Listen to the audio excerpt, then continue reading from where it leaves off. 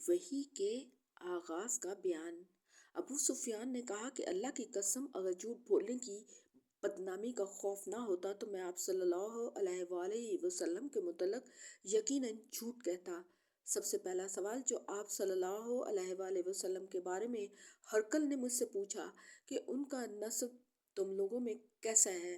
मैंने कहा कि वो हम में ऊंचे नस्ब वाला है। फिर हरकल ने कहा कि क्या तुम में से किसी ने उनसे पहले भी नबूवत का दावा किया है। मैंने कहा नहीं।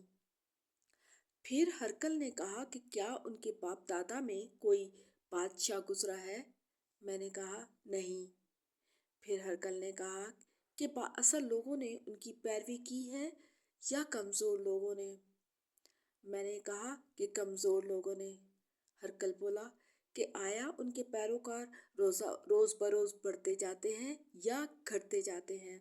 मैंने कहा बल्कि दिन ब दिन ज़्यादा होते जाते हैं।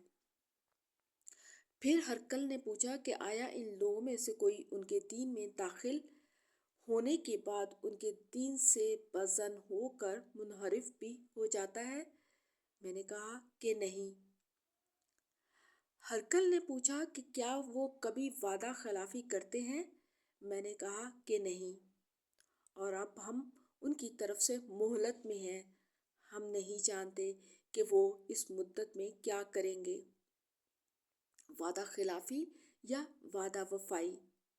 अबू सुफियान कहते हैं कि इस फिक्रे के सिवा मुझे और कहीं अपनी तरफ से बात दाखिल करने का मौका नहीं मिला।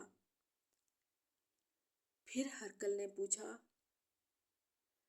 कि क्या तुमने कभी इससे जंग की है। मैंने कहा हाँ। तो हरकल बोला तुम्हारी जंग इससे कैसी रहती है। मैंने कहा कि जंग हमारे दरमियान बराबर की चोट है। कभी हम उन्हें ज़िक पहुंचाते हैं,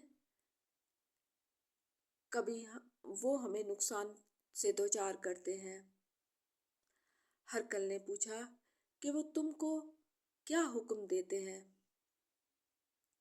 मैंने कहा वो कहते हैं कि सिर्फ अल्लाह ताला की इबादत करो और उसके साथ किसी को शरीक ना ठहराओ, और शिरकिया बातें और इबादतें जो तुम्हारे बाप दादा किया करते थे सब छोड़ दो,